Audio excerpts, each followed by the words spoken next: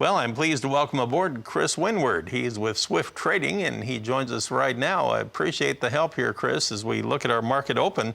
I guess we picked a good day for you to cut your teeth, as they say, on the market day report. Everything off to a pretty strong start. You think the market can build on this with harvest ramping up? I think we can. I think there's some net fund length that is unusual for this time of year, especially in the corn market, being about 200,000 contracts. We did below that last week, and it looks like they're adding to it again this morning. The next thing to watch of any significance, I think, is the quarterly stocks and grains report on Thursday, but it looks like we're up to a positive start this week. So what do you expect out of that report, with that quarterly stocks report that'll be out? Does that typically give much of a surprise in this month of September here?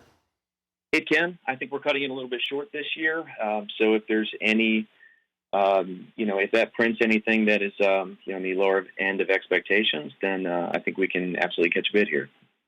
Now, what about pricing around the country as the harvest activity scales up, as they say? I have been hearing stories about basis kind of falling apart in some areas of the country as a lot of the old crop came to town ahead of the new crop here. But have you been hearing much in the way of reports about big swings in basis? A little bit last week that it was weakening, and then I heard this morning that it was increasing a little bit again.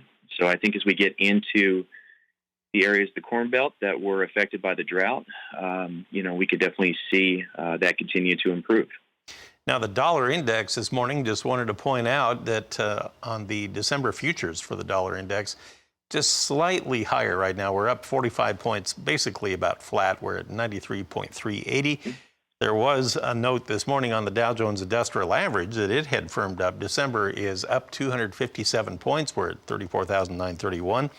And touching on this crude oil market, West Texas Intermediate crude still scoring big time today. We have November up $1.41. We're all the way up to 75.39 per barrel. That does bear watching as well.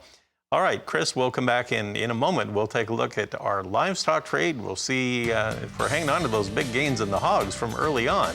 We'll check that in when we come back. Well, we're talking with Chris Winward of Swift Trading right now. Chris, what did you take from the cattle on feed in the quarterly hog and pig report that came out last Friday? What did you take away? The placements on the cattle on feed report printing a couple points above where the average guess was. That was mildly bearish, but the board really isn't showing that much in the fat cattle today. In the feeders, I think this is more of a reaction to corn catching a bid here. There's definitely a correlation there, and I think that's what we're seeing this morning with feeders down over $1.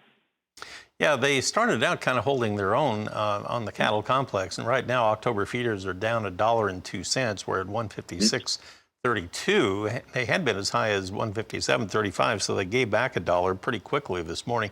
On the live cattle trade, we have turned lower. We have December at 128.07. That would be down 7 cents. Had been as high as 128.95, so at that point, it actually would have been roughly about 80 cents higher or so. But lean hogs, a whole different story here today, and a lot of folks are saying that was a pretty bullish hogs and pigs report. And look at December, $4.12 higher at 80.92. Does that open the door for more room to run now? I think it does. I think we saw the influence of what outside money can do in that complex, and as of last Tuesday, the commitment of traders report, which came out on Friday, it was showing them still net long about 55,000 contracts. And I think price action this morning is showing that they decided to add to that.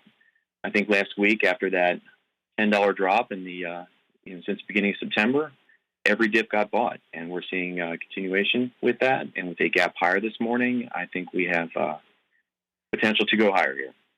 Chris, what about the commodity or the managed money fund positioning over the weekend? We got an update Friday afternoon.